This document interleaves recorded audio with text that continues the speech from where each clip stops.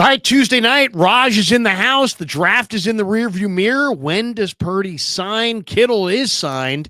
The Niners have a new tackle. We got a lot to talk about. Let's go.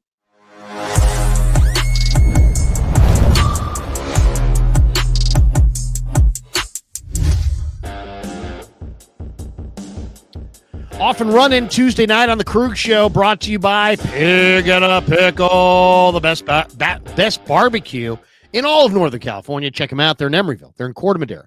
They're open 7 days a week from 11 a.m. till 8 p.m. or until they run out. Thanks to Pig and a Pickle for being the title sponsor of the Krueg Show. We're also brought to you by LearnKey Upskill Academy. Great news for Krueg Show subscribers. Our sponsor, LearnKey, is offering a free cybersecurity course valued at $99. The course is titled Protecting Yourself and Your Organization. It's just 1 hour long and gives you essential tips on keeping you and your company safe online. So it's a limited time offer. Don't miss out. Click the link in the description of this video to claim your free course and start learning today at upskill.learnkey.com. And thanks to LearnKey for being a proud sponsor of the Krueg Show.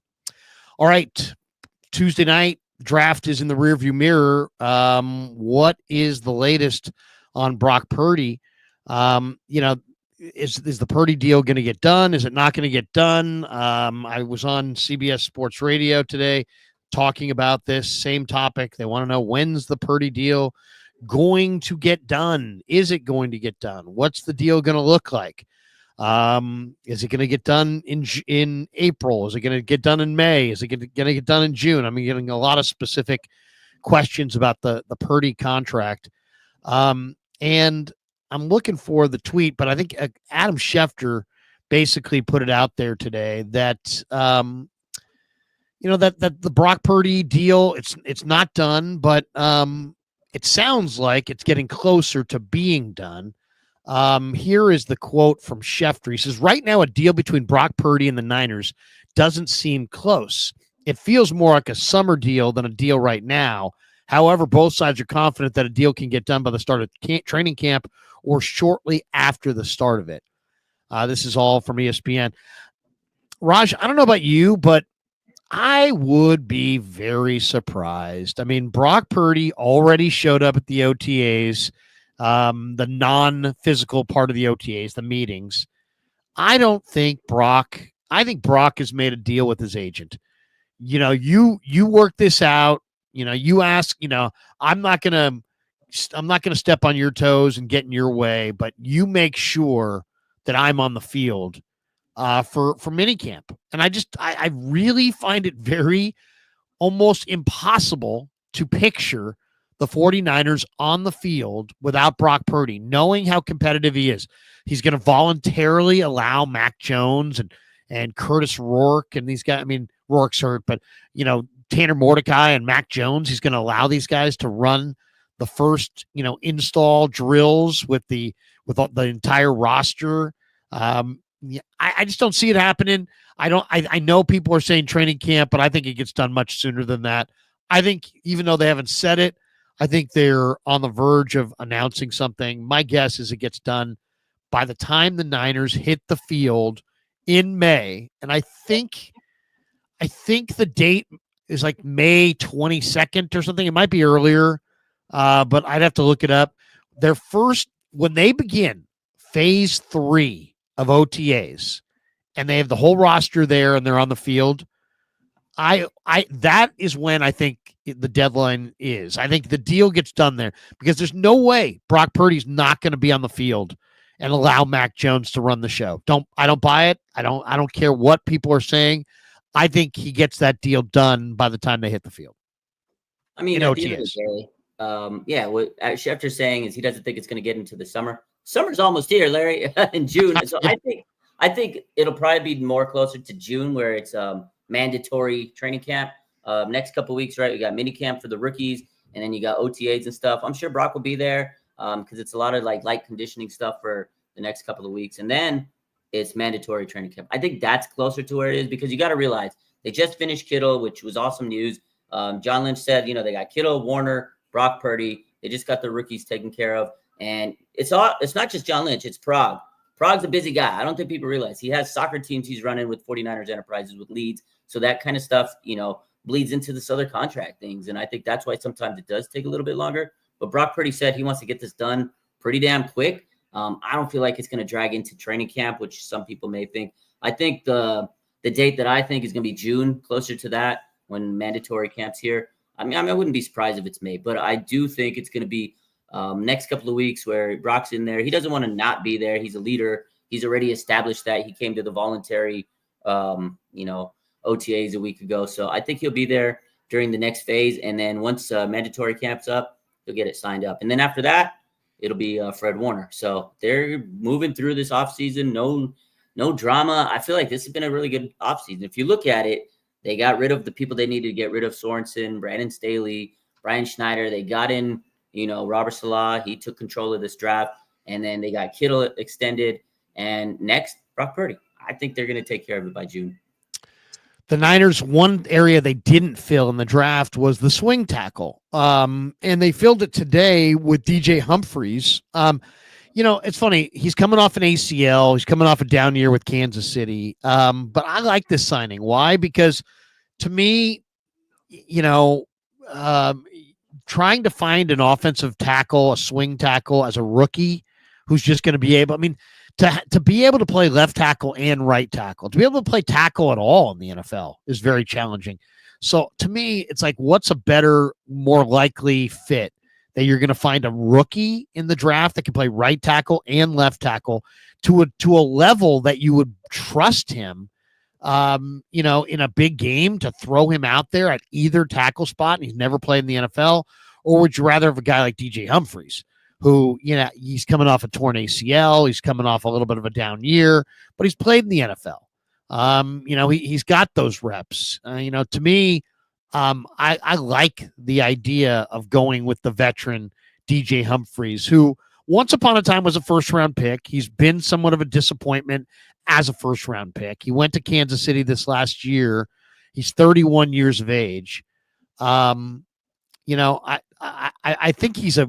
think in a lot of ways he's more talented than the swing tackle I was envisioning them, picking up in the draft. I thought maybe Caleb Rogers or Miles Hinton, somebody like that. This guy is a better option than those guys, but he's got to prove that he's healthy and can still do it. What'd you think of the Niners signing DJ Humphries?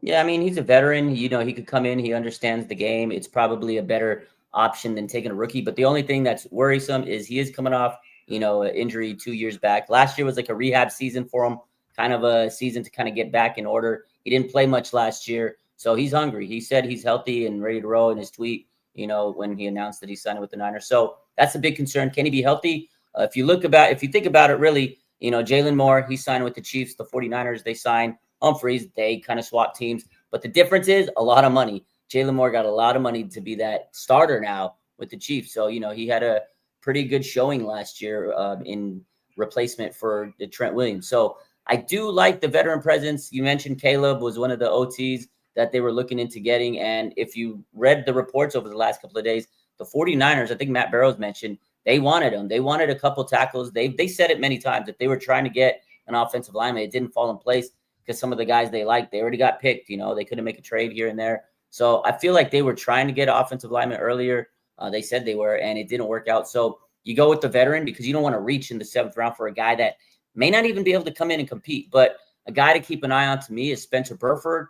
I know I don't know if they're going to place him at guard or tackle because many people are saying he could compete for that left guard spot, but I think he still could compete for the swing tackle spot. So you get Humphries in there, let him compete with Burford. End of the day, you needed some tackle depth. Everybody was upset you didn't take a tackle in the draft. So now you go and you give us a veteran tackle. When he was healthy, Humphries, he was a Pro Bowler. He was actually a solid guy. He wasn't, like you said, lived up to his draft potential, but I think he could be a good, at least a swing tackle. You can't be worse than what we've had in the past, a couple of these players. So I don't hate the move. The question is this: is he an upgrade or is he a downgrade from Jalen Moore? I would say talent-wise, he's an upgrade. Okay. Jalen Moore, of course, was in the system for a long time and was healthy. But I know Jalen Moore got paid a lot of money. Mm-hmm. But I would say Humphries might be a slightly better player than Jalen Moore. I think he's definitely a significantly better talent. Nothing against Jalen Moore. But he's had injuries, as you said. He's a little older. We're going to have to see what version of DJ Humphries the Niners get this summer. But at his best, I think DJ Humphries is a slight upgrade on Jalen Moore. Now, George Kittle signed a contract today as well. 4 years, $76.4 million contract with the Niners, $40 million guaranteed, 35 at signing, 5 in the future. He's the highest paid tight end in the NFL. There was talk last week or the week before that this deal was not going to get done, that they weren't close. Kittle kind of pushed back on the Diana Rossini. He wanted to be the highest paid, but at the end, she ultimately had the right report. He is the highest paid tight end in football. 4 years, 76.4, 19.1 million AAV. As I said, 40 million in total guaranteed. 35 million at signing, which, hey, that wouldn't be bad. You show up and, oh yeah, here, George, here's a check for signing today, $35 million. Wow. 5 million more bonus in 2027. So what'd you think, Raj? It looks like Kittle, who has openly stated his goal is to wear one NFL uniform his entire life. It's a hard thing to do. Montana didn't do it. Reggie White didn't do it. Ronnie Lott didn't do it. Roger Craig didn't do it. But it looks like Kittle has a chance to do it. What do you think? He's going to do it. Niner for life. He manifested it. He said it. I want to be a Niner for life. 4-year contract. You got to be happy for Kittle. I mean, he's probably one of the best all-time Niners. Everybody can make their list, and top 10, you probably are going to have Kittle, or top 15. Wherever you slate him, he's one of the best Niners. He's on his way to be a Hall of Famer. You just got to keep it up a little bit. I mean, he's had some unbelievable years. You guys seen the stats out there that were posted throughout his career. Unbelievable. He's worth every single penny. He's not just a catcher. He's a run block. He blocks like crazy. He's the most, versatile, most complete tight end. We all know. I don't have to tell you guys that. I think he was worth the money. I wasn't worried about this deal. Now, I want to say this. Diana Rossini was not correct, Larry. I got to clear that from the record because she fought. She was not? She doubled down. This was the report. Yes, he wanted to get paid and be the highest tight end. Like, obviously, if he's going to get a contract extension, naturally you think he's going to get paid more than McBride. That wasn't the case. She said that he wasn't going to the OTAs because of contract-related matters. It was contract-related matter. He was at WrestleMania, Larry. That's why he didn't show up. He was preoccupied, but he's been training. When it wasn't mandatory, and he hasn't shown up in the past. Exactly. So I feel like, and he told her, your source is wrong. Like, yeah, okay, the money part, whatever, that's trivial, whatever. But to me, the big pushback was the fact that she said, oh no, the sides are the cause and effect. Yeah, she reported it as cause and effect, and in reality, these things maybe had absolutely nothing to do with each other, because it sounds like probably by the point that she was reporting that, the agent for Kittle and the Niners on their side were probably already home on the numbers. So I'm sure her report of like discontent, that's really what he was pushing back on. That's what he was pushing, because she was saying, because I remember there was even a tweet that said they're so far apart in negotiations. And I posted it. And then that's when Kittle, he came on my Instagram. He's like, her sources are wrong. I was like, oh shit, this is bad. This is completely wrong. So yeah, the numbers, whatever, they probably had been figuring that out, but it wasn't. I think the biggest issue we got to get right is she was wrong about that. He wasn't there because of the contract. He had no problems. He was in the building the other day and he welcomed Michael Williams. But overall, I'm so happy for George Kittle. He's like a true Niner. If you ask every fan, he's probably their favorite or top 3 of their favorite right now. Currently, most people have his jersey. He's a hell of a player in the locker room. You don't get rid of a guy like George Kittle because he's so good for the locker room. So I'm happy for George, man. I'm happy he got that money. Wait a second. George is standing by for a comment. George, you got a brand new contract with the Niners. Can you give us your reaction? Let's go! Let's go! Let's go! Let's go! That is awesome. That is awesome. George is a good dude, by the way, too. I mean, I'll say that. I mean, he's a good man. I mean, he's a good dude. I mean, it's like he's great with the fans. He's great when nobody's looking. Seriously. I mean, one time I had Kev out at a training camp, back when he was in high school, and we were coming back from vacation. I had to pick up him and his buddy. They were Northgate football players. They had a Northgate football thing. So I asked Bob Lang, I said, Bob, I got to bring him because I'm picking this kid up in the South Bay. I can't make him sit in the car. Is it okay if they stand on the sidelines while I'm cover camp today? He's like, well, it's against the rules, but I'll bend the rules today for you. Okay. So he's like, but, make sure they stay out of the way. So I told him, I said, hey, guys, you got to stay way over the way. So they're standing way out of the way, and the players come out. And all the players walk by him, and the players are friendly, and they're smiling, wave to the kids, and they can see they've got the football shirt on, so they know, hey, these are high school football players. And Raj, you've been to camp a million times. You know the way the players love the fans and treat the fans. They treat the fans so well. So George has no idea that that's my kid or anything, and he walks by them, and instead of just being like all the rest of the players who just like smile and kind of head bob, he's like, hey, what's going on, fellas? And he comes over and he offers to shake both their hands. He's like, hey, what's going on? How's your guys' season going? You guys in camp yet? When's your first game? All right. Yeah. Thanks for coming out. It's great to see you. That kind of stuff. Walks off. And I'm just sitting there and I'm like, you know what, dude, you know how easy that is to do? You know how much you make somebody's day? Yeah. You're a high school football player and you have George Kittle asking you, when's your first game? And good luck this season, fellas. I mean, very cool. He's just a very cool, down-to-earth guy. And I asked him about it, weeks later after that. I'm like, hey, man, why are you so cool to these kids? Nobody, there's no, you're not getting paid for that. And there's nobody's watching that. And he's like, man, that was me.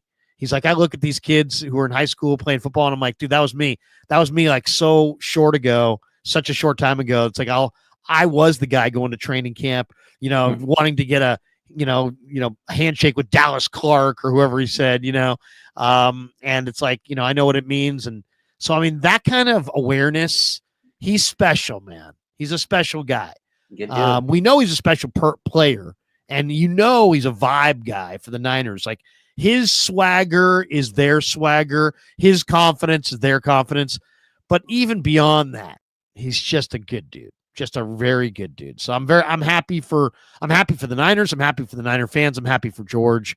And the interesting thing, I thought this was a very positive draft weekend for our guy Mason Pline, because you got George, you got Luke Farrell. It was a great tight end draft. The Niners drafted none, and they signed none. So they have Tongas, Braden Willis, and Mason Pline probably battling for that third spot. And, I think Pline is going to be really good this summer. I can't wait to see him. I think he's worked on his game quite a bit. He's learned a ton. They gave him a redshirt year. I think he took full advantage. I'm looking forward to Pline possibly beating out Willis and Tongas for that third job. That shouldn't be that hard, Larry. They weren't too good. And Pline, maybe they like what they saw. I was actually very surprised they didn't take a tight end in this. I was waiting. I was like, okay, tight end. They didn't take a tight end, so I was surprised. But it tells you what they think about the tight ends in the on the roster already. Probably George Kittle also probably thinks highly of these guys. So yeah, it's gonna be a competition. I 100% did not see that coming. I was all ready for them to take a tight end within the 4th or 5th round, and they didn't.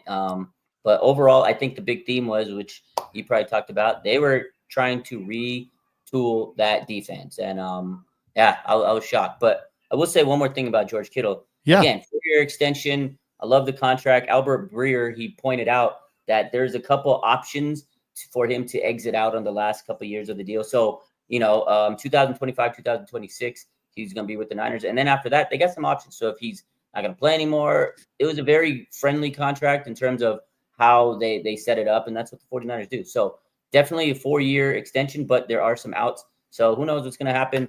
But at the end of the day, George Kittle, he's going to retire his career with the Niners. And I think all fans are just happy for the guy. Because like you said, this man just is a unbelievable, perfect person. He's great on the field. He's great off the field. He's exemplified it many times. And I'm excited to see what he does this year. Well, I mean, if you're a Niner fan, you're rooting for these guys. You don't know exactly who you're rooting for. And I'll just say this. In Brock Purdy, George Kittle, Trent Williams, Colton McKivitz, Sam Aquinu, Nick Bosa, Demo Lenore. I mean, you're talking about some really good people. Yeah. So, and I think the Niners, even though they don't say it, there's guys that they just probably wouldn't take on. They're not.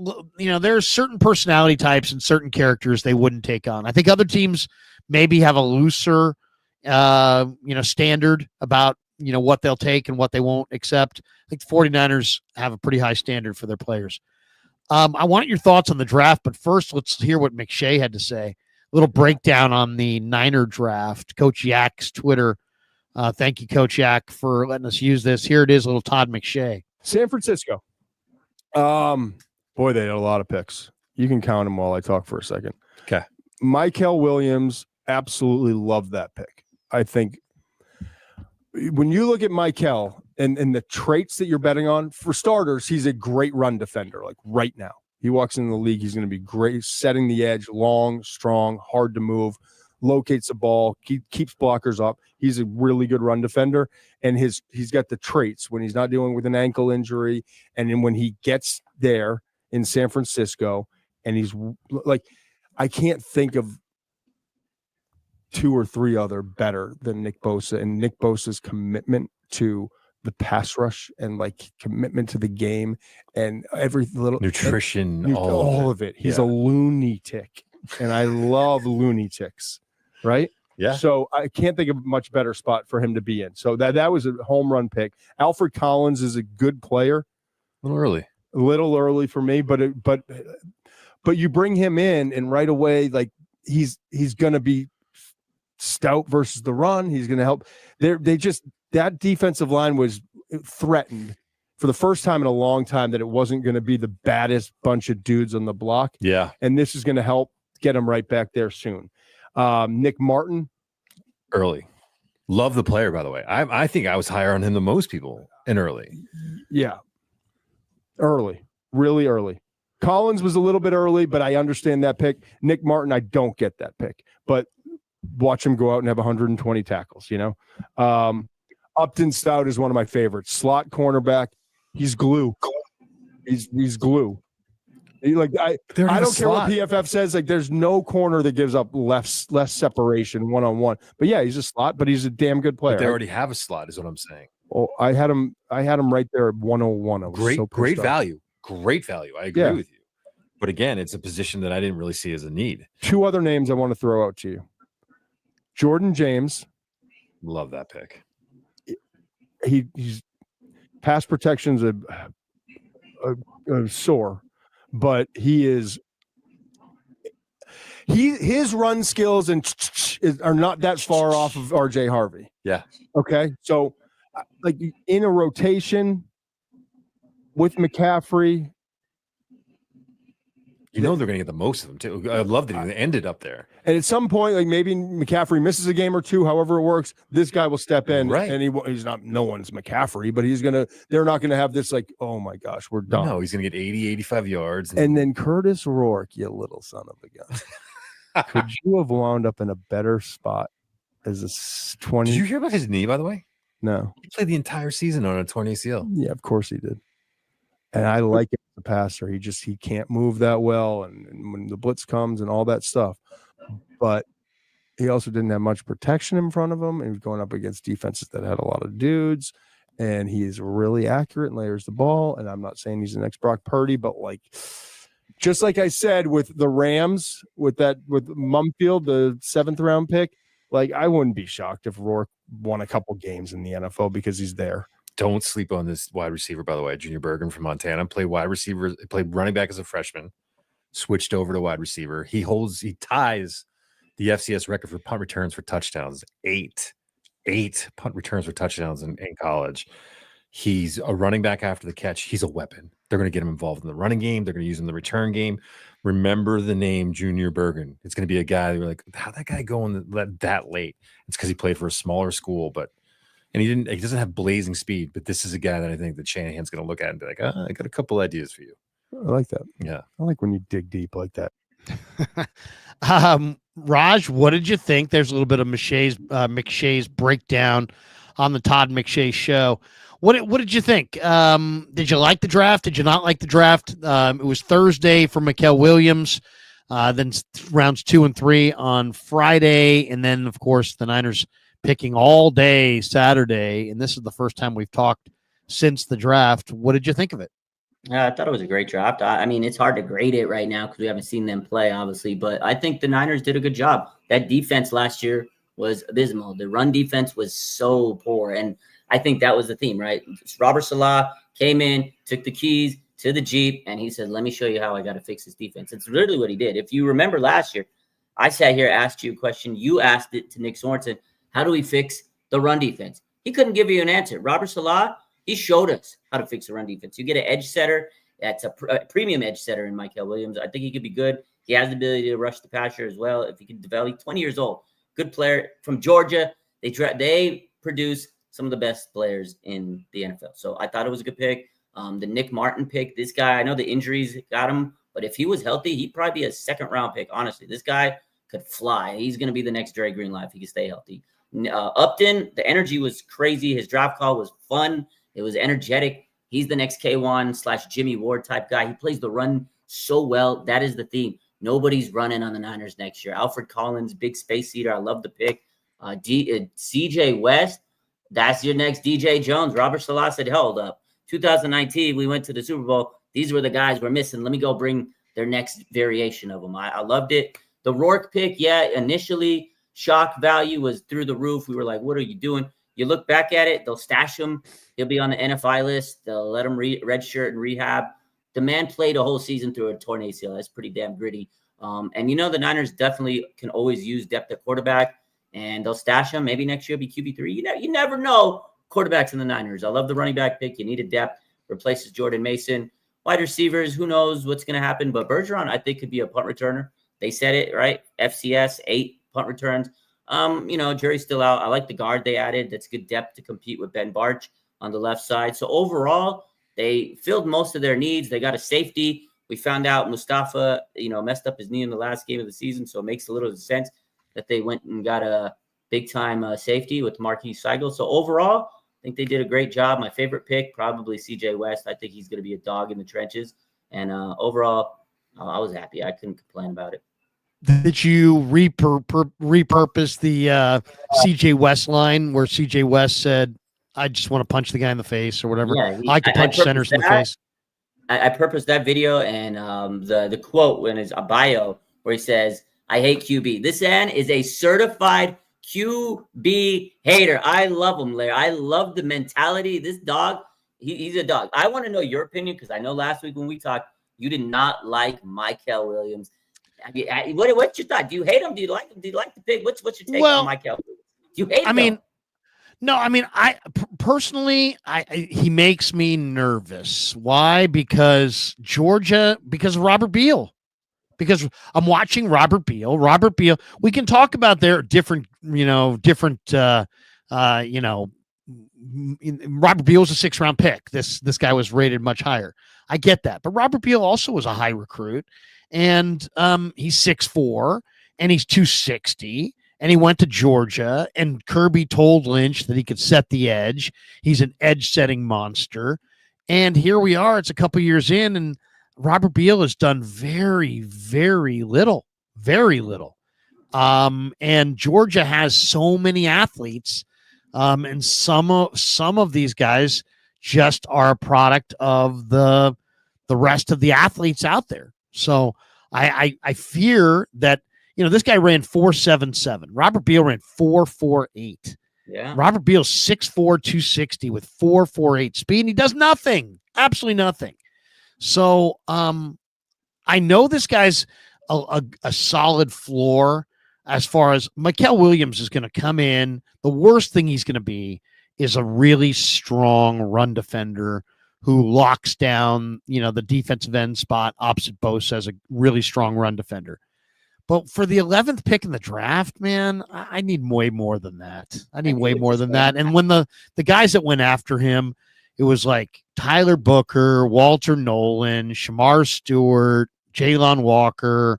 was like a bunch of guys, and they're all pretty much dogs. They're all really good players. And I just think that probably 5 years from now, when we look back at this draft, probably one or two of those guys is going to outperform this guy. But, you know, at the same time, I don't think it's like Shamar Stewart, even though I think he had more intriguing talent, I think he's more of a bust risk than Mikael Williams. I think he's probably, you know, let's just say Shamar Stewart, whatever. Maybe if Mikael Williams has a 5% chance of busting, I think Shamar Stewart has more like a 15% chance of busting. Yeah. And so from that perspective, I like Mikael Williams. I mean, I'll say this. It's all based on the 11th pick in the draft. Like, if this were the second round, oh, God, I'd be like all over it. Are you kidding me? Mikael Williams in the second round, just at 11? Or if they had traded down to 18, 19, I think I would have liked it more. The fact that they almost traded up for this guy, and he had 21 tackles. He didn't play very much. He never had more than 5 sacks. I mean, Robert Beal had a 6.5 sack season. This guy never had more than 5. So, I mean, that's a concern. I got to be honest. I'm very concerned about Mikael Williams' ability to impact the game as a pass rusher. And if you're a defensive end, you have to impact the game as a pass rusher. It's not okay to just play the run. So I think they'll be able to coach him up. I think Kasarik and Sala will be able to get something more out of him. But it's a little bit of a projection, man. In the first round, especially at the 11th pick overall, I want a guy who has awesome measurables and awesome tape. This guy's got awesome measurables and spotty tape. He had 21 tackles on the season. Now, people are talking about, well, he's got an ankle injury. All right. I mean, come on. He did, but he was a killer at Georgia as a freshman. Like I think it's a different body type. That makes me worried, though. Why did he not get better? You're right. His best ball was as a freshman. He graded out highest as a freshman. He really did. The other thing he's 9th percentile as far as pass rush win rate as among defensive ends that were in this draft.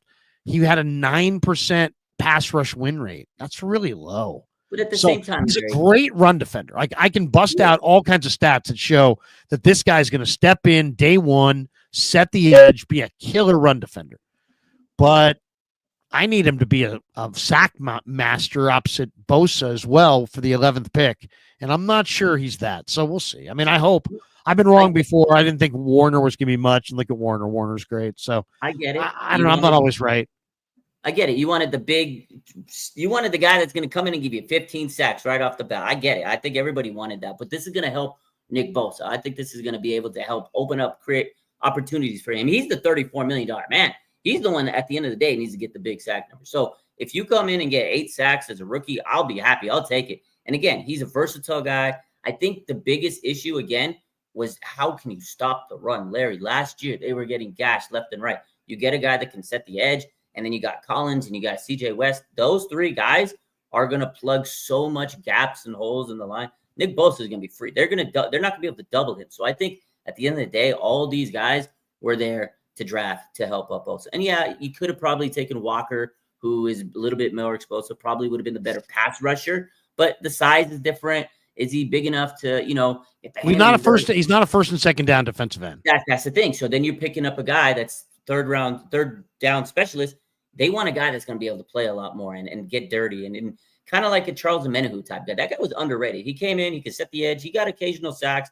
Art Armstead, when he played on the edge, he wasn't a sack guy, but he was able to get to stop that run. But there was a year, 2019, they had Buckner, they had DJ Jones, they had Bosa, they had Armstead. That man got 10 sacks. He was not a pass rush specialist. Slower, like Mikael Williams.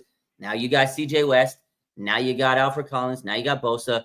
Mikael Williams might be able to rack up 10 sacks because they're going to have so much pressure and so much talent on the line. That's the way I see it. I know you're not a Mikael Williams guy. You told me before. Well, I like him. I just don't love him. And as far as the other thing with the Niners, they keep making these picks that are replacements for their failed previous picks. So I mean, this is another example where if Drake Jackson, who was your second round pick in 22, was good, you wouldn't be making this pick right now. But you drafted Drake in the second round and he hasn't been good. So here you are in 25. I mean, it's like you had to take Kinlaw because Solomon Thomas wasn't good. You had to take Mikael Williams because Drake Jackson wasn't good. I mean, do you see what's happening here? That a lot of times they're doubling up.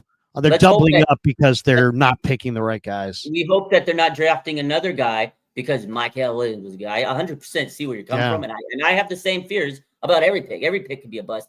But I think with what they're trying to do and Gus Edwards and Slaw and, I think the biggest key is, look, that run defense was piss poor. We asked Nick Sorensen. You asked Nick Sorensen, how do you fix the run defense? He couldn't give you an answer, Larry. He couldn't even give you a straight answer. So at least Robert Salah is being proactive, and he may not get a lot of sacks, but I think he fits his system.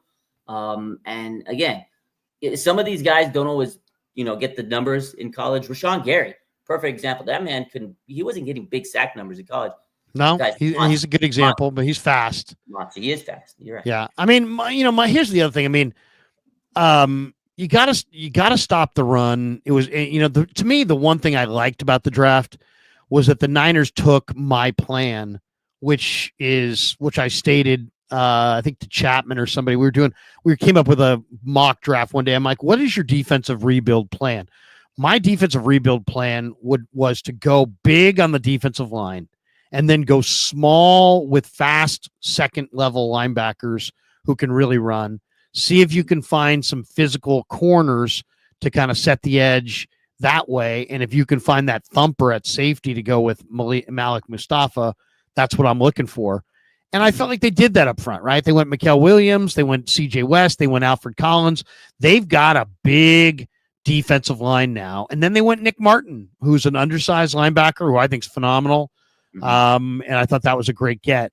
The Collins pick, I got to be honest, when I was going through the defensive tackles in the lead up to the draft, I obviously noticed him, but I don't know. It was weird. It was like I didn't gravitate towards him simply because he just seemed like a guy who's, huge and has this amazing skill set, but it's like, I don't know. He seemed like a guy who was kind of high cut, like maybe he'd have leg injuries. He did show up to the Austin UT Pro Day in a walking boot, and there was some talk before the draft that he had some kind of knee issue. But he's played in like 46 of 48 career games. He's proven to be durable. He's only given up, or Longhorns only give up 2.9 a carry when he was in there. He's monster. If this guy, I mean, to me, this was the biggest of big swings. I know Mikael Williams was the first round pick, but drafting Alfred Collins, I think it's either going to be genius and he's going to be King Kong and shoulder pads, or we're going to be like, that guy never got on the field. He looks great, but he can't play. Because, I mean, he is so big, so strong, but I mean, like, if you looked at him, like a buddy of mine who went down to Austin and scouts and was on campus said, Krueg, when you're watching this guy just like walk around, you'd swear he's 275, 280, because he's very proportional. Like he doesn't look, he's a tall guy with long arms and long legs, but he looks very proportional. You would never, ever guess that this guy is 330 pounds. He's like, he looks like 285, 290. And then you're standing right next to him and you realize, oh no, this guy is 330 pounds. Big dude. He's almost 340. So I think to me, he's the most exciting guy, because if that guy can stay healthy, you've got CJ West, who has got vice grip hands, super strong. And then you've got this guy who's got like range and, long legs. And the other thing about Alfred Collins that I love is that he's a lot of the big guys, for whatever reason, don't get good batted down pass numbers. This guy bats down passes left and right. This guy is a Windex washer. I mean, he's just constantly hands up, batting stuff down. That to me, the idea of Collins and West dominating as the Niners' top tier defensive tackle combo is pretty exciting. Yeah, he could be fantastic. I said when we drafted him, the only concern I have, because he's 6'6", that's a monster of a man. It's a Goliath. And we worried about Kinlaw with all the pressure he put on his knees, because he was a massive guy too. I said the same thing. Alfred Collins, it's a lot of pressure on the knees, but he has so much talent. And again, he's such a stopgap, and he can really beef up this run game. Again, I think the name of the game was, hey, you're going to try to run on the Niners, you're not going to do it. And what do you think? The big time teams in the NFC, they got to run the ball. Also, the 49ers have had a trying issue in trying to stop these running quarterbacks. Maybe with these guys they added, maybe they can stop the running quarterback, because they're going to have to play JD5, Jalen Hurts. He runs the, tush push. There's a couple other quarterbacks, maybe Josh Allen down the line, Patrick Mahomes. Those guys are mobile. They can beat you with their legs and the arms. They had to get some guys that can, hey, stop the run and maybe help stop that quarterback rush, because that has been their Achilles. And if they play JD5 in the playoffs, let's just say, they're going to need these guys to be able to get after them and get Jaden Daniels down, because that is, to me, one of the biggest issues is, can you stop that mobile quarterback? That's been their Achilles for years. So we'll see. I like the picks, but again, every pick there's a risk. Every pick has a chance to bust. Every pick can be, hey, if they hit, they look like geniuses. If they don't, these guys don't know how to draft. So I'm excited to see them play at the end of the day. Upton Stout, Coach Yak's got Upton Stout working out here, getting ready for minicamp May 8th and 9th. Here we go. We'll turn the music down. I post that. But yeah, this I like this. This is these summer workout videos. There you go. Do the band working on your explosiveness. This guy just looks totally ridiculous athlete. Yeah. I mean, it's funny too. People talk, Mel Kiper's obviously the Mr. NFL draft, and he wrote an article a week before the draft saying, here are my favorite guys at every position. And when it came time for slot corner, he went with this guy. And when it came time for stack linebacker, he went with Nick Martin.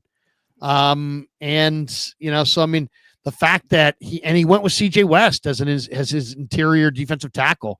So, I mean, to me, I love that, because Mel, if Mel's telling you his favorite picks, those are the guys that he really loves. And to me, though, this Upton Stout sounds so intriguing. What did you think of that pick, Raj? I mean, it went Mikael Williams, Alfred Collins, Nick Martin on day 1 and 2. The last pick on day 2 was Upton Stout. A lot of people thought maybe the Niners wanted to go with Charles Grant or Caleb Rogers, the offensive lineman, but the Raiders at 34 or 35 picked those guys right in front of the Niners, leaving them with Upton Stout. What did you think of Stout? Yeah, definitely. I think it was definitely, earlier for where he was projected, but as we mentioned, they got sniped on some of those offensive tackles. They mentioned it that there was, a time where they were going to draft a tackle or offensive lineman. Matt Barrows reported, they got sniped, unfortunately. So, okay, your guys are off the board. You got to pivot. You got to pivot quickly, and you look at your board.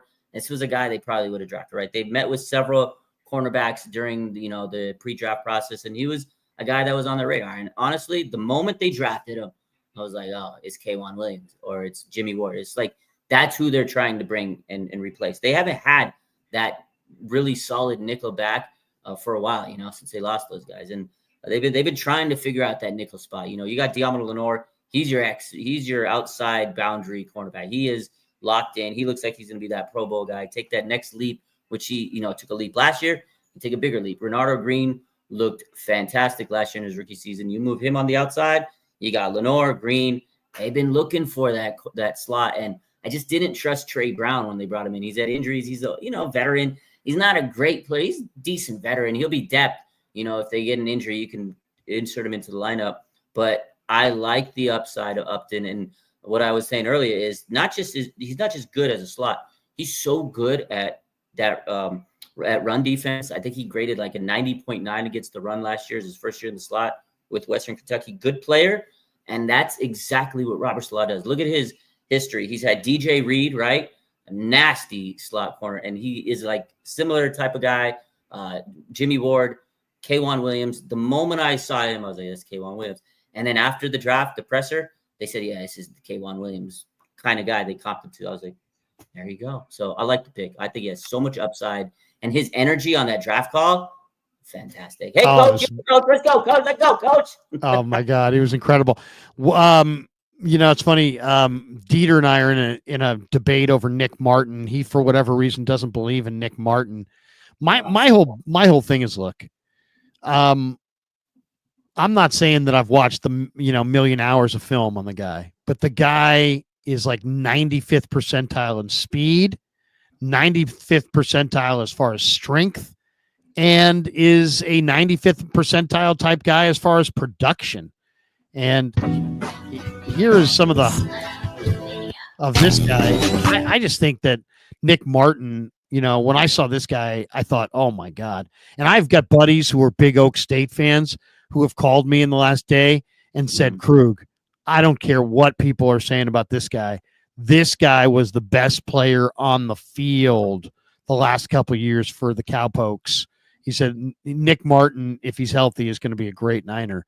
And that's the way I see it as well. I know there are people like, oh, he gets engulfed sometimes on the second level because of the size. When you've got 26 reps at 225, you've got 4.3 speed, you've got, or 4.4 speed. I mean, this guy can run. He's strong. He's instinctive. He had 140 tackles in 23. I think he's going to be huge. I think this might be one of their best picks. He might be everybody's favorite pick. He's got that speed, that sideline to side. He just looks like he's going to be a dog. And let me tell you something. He wore a 4 in college. You know who else also wore a 4 in college? It was a linebacker, a man named Fred Warner. I'm not saying he's going to be Fred Warner, but he just gives me like I got good vibes from this guy when I saw this pick, and I liked it. He had slipped because of an MCL injury. I don't think he would have slipped had he been 100% healthy. Like, this guy could be their steal of the draft. Him or CJ West, to me, look like that type of pick. Now, obviously not all these guys are going to hit, but I think Nick Martin's the type of guy that can, because they are starving for linebackers. The 49ers, when it comes to linebackers, typically they do pretty good, right? We've had, they lost Jerry Greenlaw. You're looking to replace him. You lost Azeez Al-Shaair a couple years back. So now you got D Winters. Injuries have been his issue. This guy has all the makings of a guy that can just come into training camp and steal the show. I think if he can be healthy, his talent alone is going to carry him to be that second linebacker with Fred Warner. And he just looks so explosive on the film. Like, he pops off. Now, again, injuries a risk with every player, but I really do think that him and Fred Warner are going to be that next. And when you have a guy like Warner, he's going to make sure you succeed. He's going to take him under his wing. I already know training camp's going to come and he's going to talk him up. Oh, this Nick Wright. I already can see the content coming a mile away. It's going to be Nick and Fred, and it's going to be fun. Oh, it's going to be awesome. Niners had 7 picks on day 3. CJ West, Jordan Watkins, Jordan James, Marquise Siegel, Curtis Rourke, Connor Colby, and Junior Bergen. What do you think? I mean, we've already talked about CJ West. I think West is just a monster. I think, to me, West is one of the most automatic players in this draft. Yeah. I think there's no chance at all that CJ West is not just totally dominating. His hand strength is off the charts. And to me, when you watch that hand strength play out, he's just an absolute monster as a run defender. I'm a huge CJ West fan. I think CJ West is really, really going to be a great player. But outside of CJ West, was there somebody?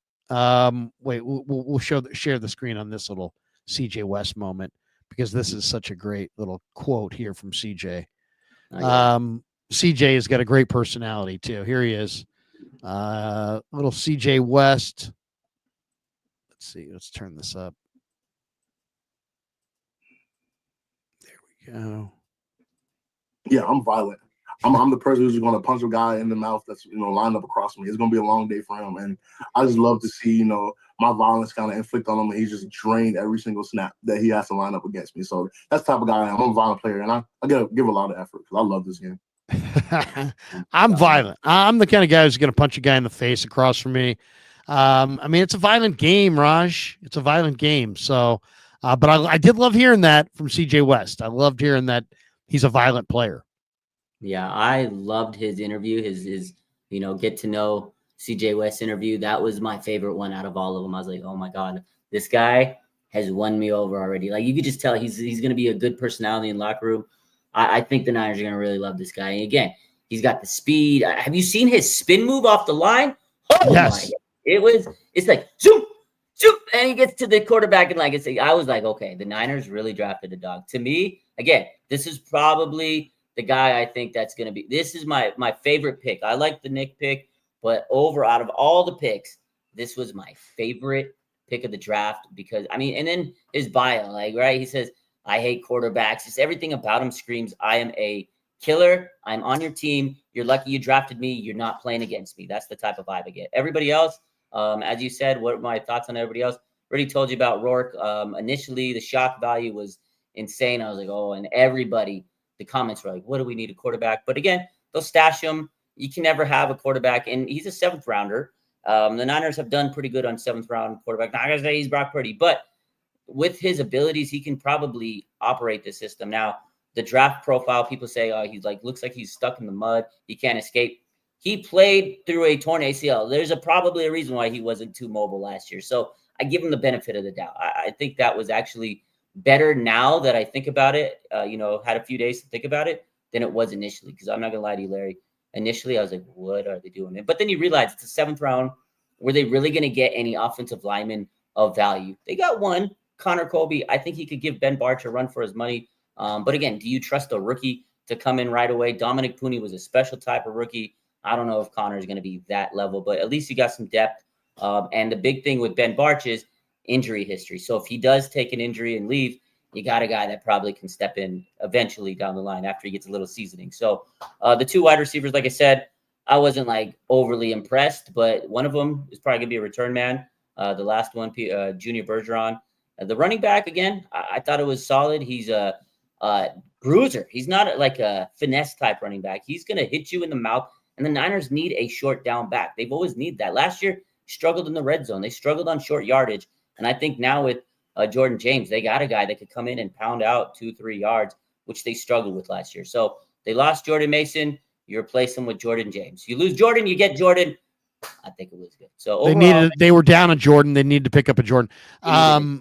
A scout said all he does is break tackles and plays bigger than his size. No nonsense runner. On 260 touches, Jordan James did not fumble one time in 2025.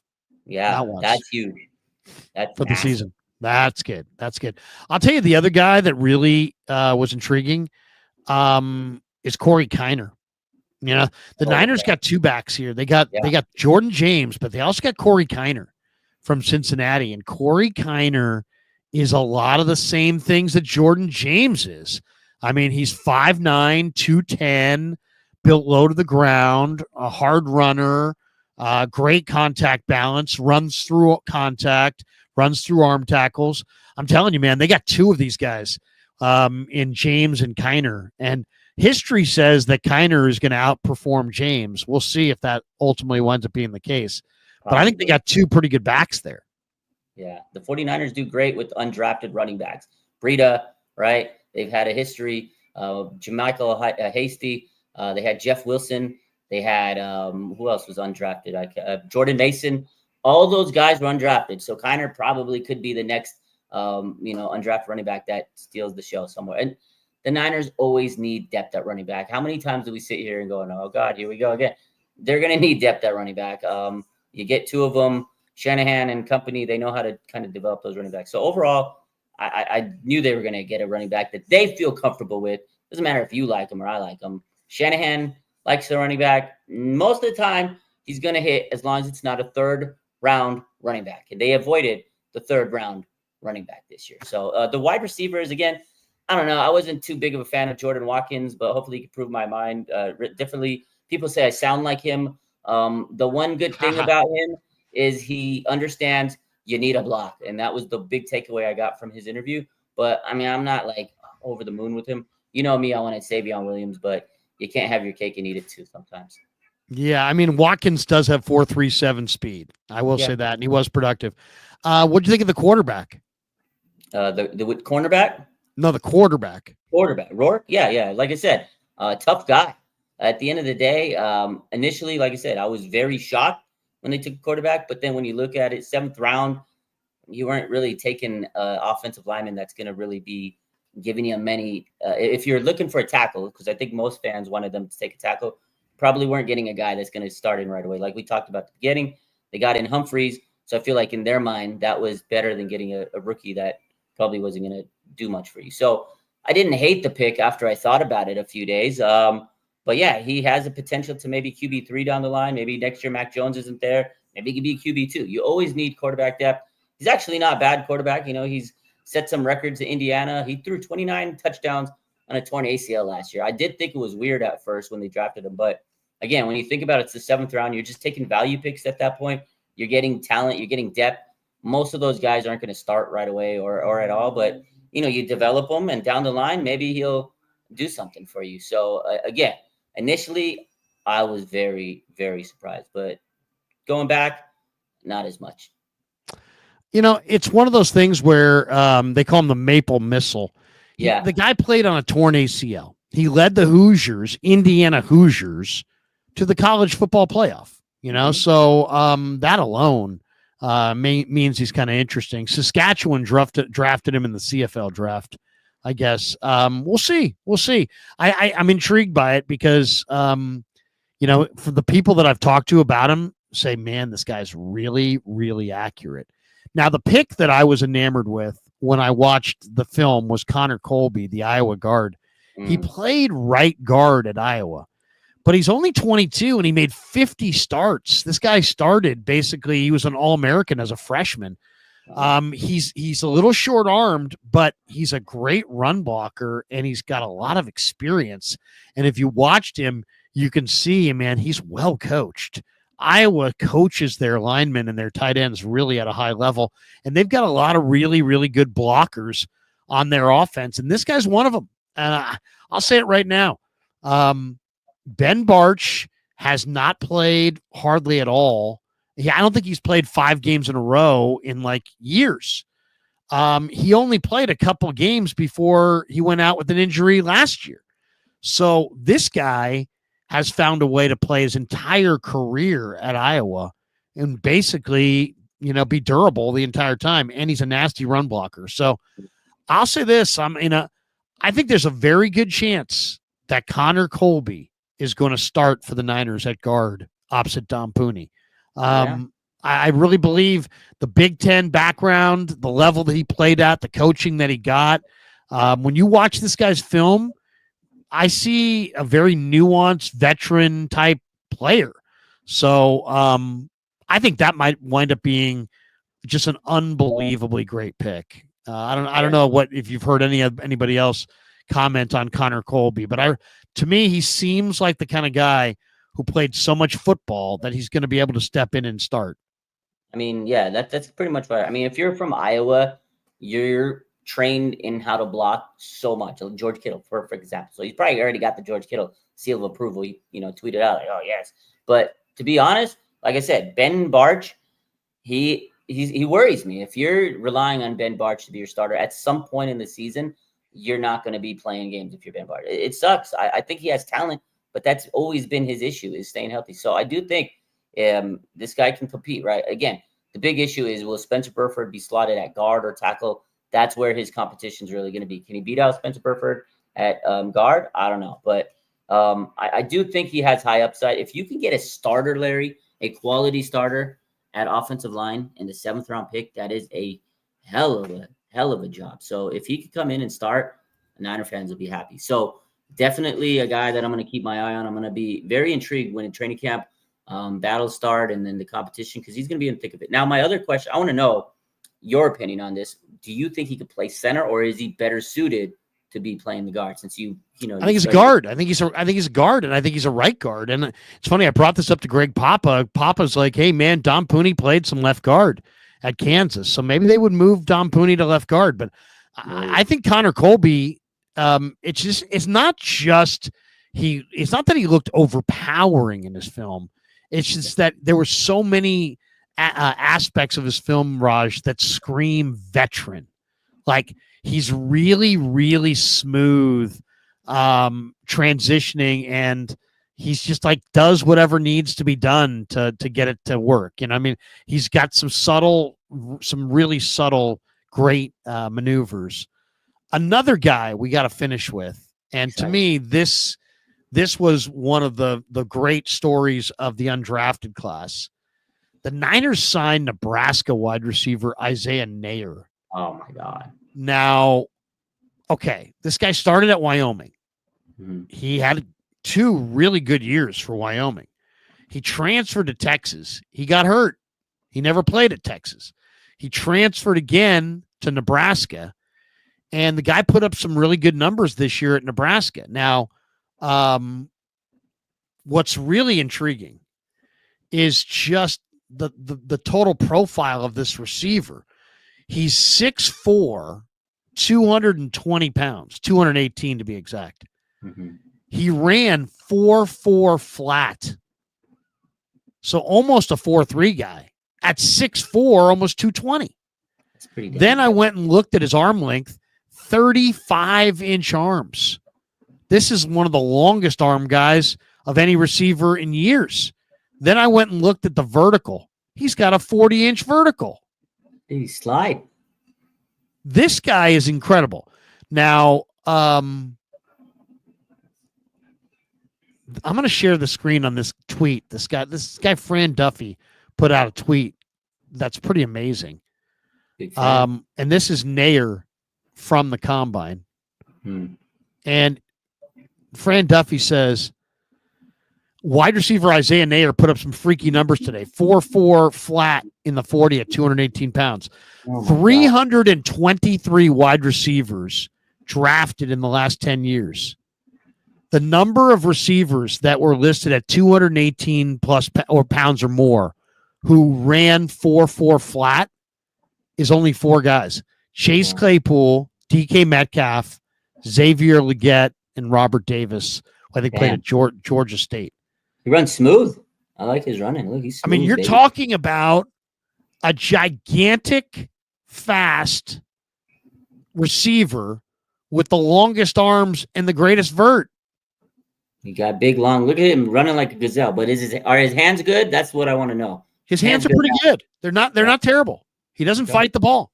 Good. But what I'm saying is the target radius on this guy. It's like when Brandon Aiyuk came, I was like, go gadget, right? The huge arms, like just rocket. That was the big thing about Brandon Aiyuk. He could catch a ball because that radius was so. And you're right. Well, it's like Draymond Green. It's like people talk about Draymond Green. How does Draymond Green at 6'8" defend centers? Well, because Draymond Green's got the arm length of a 6'11" man. Yeah. So even though he's 6'8", he really plays like 6'10", 6'11", because his arm length is off the charts. Well, this guy is 6'4", 220 with 35-inch arms and a 40-inch vertical. Jesus, that wide receiver competition is going to be insane. There's a lot of young wide receivers they have. It's going to be fun. That's going to be definitely. That's intriguing. That's intriguing. Now, this guy definitely has talent. I remember when we got the undrafted. My buddy, The answer was no. One of my best friends since like 20-something, he was one of my bosses way back then. We're still good friends. Huge football fan. We were texting back and forth. He texts me. He goes, "Dude, you just got a stud from." He's the biggest Nebraska fan I've known my whole life. Like, he grew up in Nebraska. He's the biggest Cornhusker you'll ever know. As soon as we get anybody like RT, he's a Cowboys fan, I'm a Niners fan. If one of us gets a Cornhusker, he'll let us know right away. So as soon as we got this guy, he's like, "Dude, you guys got this. You just got nailed. Undrafted wide receiver." I can't believe he was going crazy that he went undrafted. He goes, "Oh my God." He was going crazy. So this guy's got some talent. I mean, he's big and fast. Big and fast. I mean, think about it this way. This guy is both the 49ers' biggest receiver and one of their fastest receivers. Yeah. I mean, that at the same time, it's pretty amazing. All right, let's hit some supers and we'll bolt out of here. MSQ, you might see this super chat late, but Giants coming back. Well, they lost 7-4. They didn't come back. No. They didn't come back. But MSQ, I love the faith. Yeah. He says Mikey Williams, Mike Bibby, Dr. Shaq, Shaquille O'Neal, and Georgia quarterback Jaden Rashada are all heading to Sac State. Thoughts? Pac-12 and FBS moving soon. To go play basketball, you mean? Or they're all going to Sac State to play football? Shaq bought the Sac, or he's like the owner or GM of Sac State, dude. It's crazy. Well, Like the what? new coach is Mike Bibby. Yeah, Right. and then they got Shaq as like the GM or Is the president. GM? Some president or something. Is he really? Something like that, yeah. Things are changing up in Sacramento. Bzz, bzz, Hornets. Hornets. MSQ says Beal is more like Drake Jackson, while McKell is more like Alden Smith. But Alden Smith had great productive numbers at Missouri, and McKell does not have those numbers. And would you rather have McKell and Booker at 11, or also Raj doesn't like Curtis? Thoughts? I'd rather have Booker. I think Booker is going to be an absolute road grader for the Cowboys, but we'll see. We'll see. There's a lot of people don't feel Booker even fits the Niners scheme at all. And he says also Raj doesn't like Curtis, the quarterback, Rourke. No, but Raj, did you say you didn't like him on draft night? We were live, and so a couple things about that. So and like I said, initially when they drafted the quarterback, it made no sense, and you didn't like it. Your first instinct was saying no. We're back. I was a little shook. I'm not gonna lie. So what did you say? Did you swear at him? Did you get mad? I might have. If I did, I'm sorry. I was caught up in the moment. It was a really good live. I was like, what the hell are we doing? He did bring up the fact that Tyler Booker, because he brought up, we talked about Tyler Booker on our stream last week. Right. I don't think he's the worth 11th pick, but he's a good player. But I think we needed a defensive lineman more than a left guard. Yeah. I'm just saying, like, when it's all said and done, I think Tyler Booker's gonna be a good player. Flav in the house says, love Jordan Watkins pick. Been watching a bunch of wide receivers that can't separate for shit for 5 years. Finally got someone with speed, also returns punts. This dude is different. Love the pick. I love Jordan Watkins as well. I had him rated in the 6th round, but just because the mock drafts had him as an undrafted guy, I thought he would have been an amazing 7th round pick. Just showed that he was a riser. I will say this though, if you can run in the 4.3s and you're productive in the SEC, you know what? You're probably pretty good. And he did those things. MSQ said, why doesn't Michael get injury pass, but Rourke does? Michael, what do you mean injury pass? Rourke is going to get an injury red shirt. Michael I don't think Rourke's going to play at all this year. I think they drafted him knowing he's a 2026 guy. So they're going to redshirt him. He's going to be IR all year. He played all last year on a torn ACL. Well, there's a big difference. There's a big difference. One guy played on a torn ACL all year. The other guy had an ankle sprain that he suffered in September and referenced last week as to why he didn't have a better workout against Jalen Walker. So I don't know, man. You tell me. I mean, how long do you get to use an ankle sprain as an excuse for your lack of production? He was productive as a freshman. He wasn't very productive the last couple of years. People talked about how they didn't want the Niners to go after Shamar Stewart. Shamar Stewart had 31 tackles. This guy had 21 tackles. Now, I'm not as concerned today as I was on draft night. Why? Because, one, I think this guy's got tremendous traits. Two, history has other guys who didn't produce in college but produce in the pros. Three, he only averaged 33 snaps a game. He played in a very deep Georgia rotation. So I think his numbers were deflated because of that rotation. I think they'll go up, especially when I watched his film and I looked at his breakdown of where he lined up. It's an advantage because the Niners like to line him up inside and stun him outside, line him up outside, stun him inside. So that's an advantage. And both Collins and Michael Williams lined up all over the formation. But that also hurt his sack numbers. When you get lined up inside, you're not going to get those sacks. So I think there were reasons that his sack production was lower. So I think the more I looked at those prospects, the more I think that Shamar was a little bit riskier in my mind. than Mikel. I think Mikel's a little safer. I think Shamar might be a little higher end if he reaches that high end, but I think Mikel's floor was significantly higher than Shamar's floor. 100%. So that's kind of how I saw it. And what's as we've said many times, and if we haven't said it before, let's say it here. I think I know what I'm talking about, but at the end of the day, a lot of this is guesswork. Just being real. MSQ, R and L. What's it? R and Larry and Raj. If I give you the golden ticket, you get to save Niner Facebook. LOL. I don't know what I mean, but I guess we're gonna save Niner Facebook. What does that mean? What does that mean? No, it's provocative. I don't know. Nobody knows what it means, Larry. But it Raj and Larry. First of all, I'm getting second billing. I'd prefer it if it was Larry and Raj. Okay. Secondly, he says if I give you the golden ticket, you get to save football. Oh, it's what that's from? Draft day. Oh, that's right. Draft day. Remember that? He's you want Bo Callahan?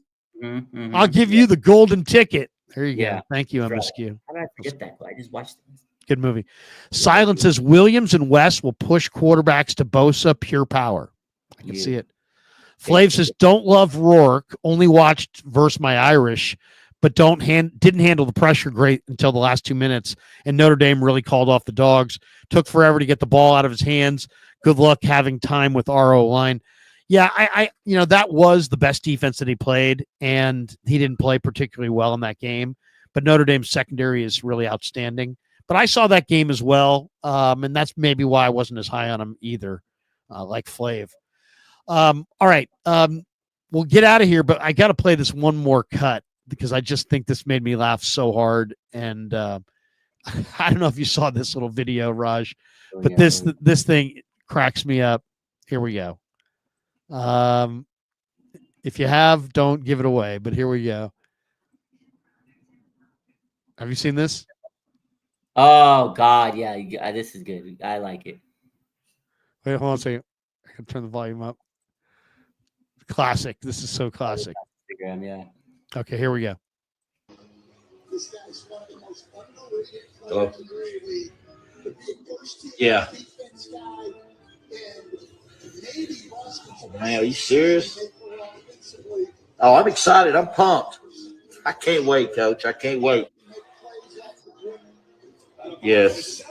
I've been dreaming this all my life. I'm ready, Coach. All right. All right. Thank you. Thank you so much. Going to assisted living.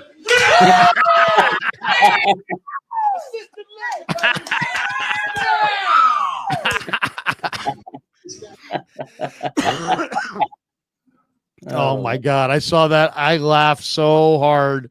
Yeah, I laughed so hard when I saw that. I'm going to assisted living. I showed it to one of my patients, and I thought she was gonna have a heart attack. Okay, that was too funny for you. It was. That's a good one. How great was that? And the guy carried it out. He's like, "Yeah, Coach, I'm so happy for this opportunity. I can't wait. I can't wait. We're going to assisted living." Woo! Oh, the best. Raj, what do you got cooking this week, man? The draft is over, but man, the grind never stops. What do you got going? We're gonna have mini camp before long. Yeah, same as always, grinding, just doing what I do, and I'm gonna take it a little. I'm hoping to take it a little easy. It's been a busy last couple of days, but every time I want to take it easy, boom, here comes the news. Here comes boom, boom, boom, boom, boom. Like today, Kittle. It's like, oh my God. So I'm just gonna stay on the grind as always. So. Always on the grind. One more guy that I just absolutely loved in this draft, and this is where the 49ers are just an amazing team. I don't know how they do this, but they keep getting these undrafted players that are really pretty good. And this one, I'm sick if I can type his name in here. Let's see, Corey Kiner. Have you seen Corey Kiner? Running back, yeah, I've seen his My goodness, this guy really looks good. The contact balance. This guy's like my favorite UDFA is Corey Kiner, my dark horse. The guy has contact balance for days. Let me see if I can come up with a clip here that just shows it. The contact balance and the cutting is off the charts. This guy was Mr. Ohio. Here it is. I'm going to show you this. This guy's really, I know the Oregon running back looks good, but dude, this guy looks good too. The Niners have done this a lot where they've drafted a running back early. They've signed one late, and the guy who they signed late is pretty good. He went to LSU. He came home because only his mom and dad could watch him at LSU. So he wanted to play in front of his friends and family, and so he came back to Cincinnati to play in front of the home crowd, which is cool, something I admire. Yeah. Looking at him and wearing the 21, he reminds me a lot of Frank Gore. I mean, look at this guy. Look at that. Look at that, man. Look at that. Ooh. I mean, this guy's got contact balance. Yeah, he does. I mean, look at that. Ooh, that shoulder little. Look at this. He's still on his feet. Oh, my God. This guy's got contact balance. Look at this one. Watch out. One guy, two guys. Count how many guys hit this guy before he goes down, by the way. Yeah, 1, 2, 3, 4, 5. Wow. He doesn't want to go down. He's got some lateral ability. Look at this. Look at this.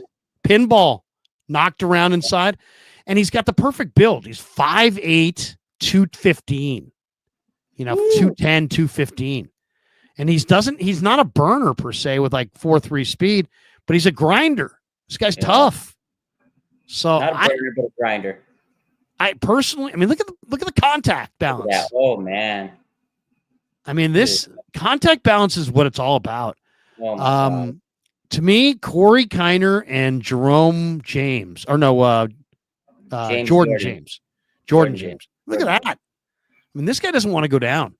You think he's gonna? So you think he's gonna excel more than Jordan James? Well, I'll just say this: Jordan James has the same 40 as this guy. They're almost the exact same size. Yeah, and they're both kind of the same kind of back. They're both powerful backs that kind of run through you. I'm not saying it. I'm just saying, they took Sermon, but the other back was better. They took Joe Williams, but other backs were better. It's like, they've taken backs high. They took Ty Davis Price, but Jordan Mason was better. And I'm just saying, don't be shocked if Corey Kiner winds up being as good or better. That's all I'm saying. And you're right. Like with their history of undrafted free agent running backs, could be right. Could be right. You never know. You never know. That's going to do it for us. Hit like and subscribe on your way out the door. Thanks to Pig and a Pickle for being the title sponsor. Thanks to LearnKey Upskill Learning Academy for sponsoring this video. Hit like and subscribe on your way out. If you could support our sponsors, we would appreciate that greatly. The links for all of our sponsors are in the description below. For Raj, I'm Larry. Have a great night, everybody. Peace. Yeah, never met a man I've been scared of. Can't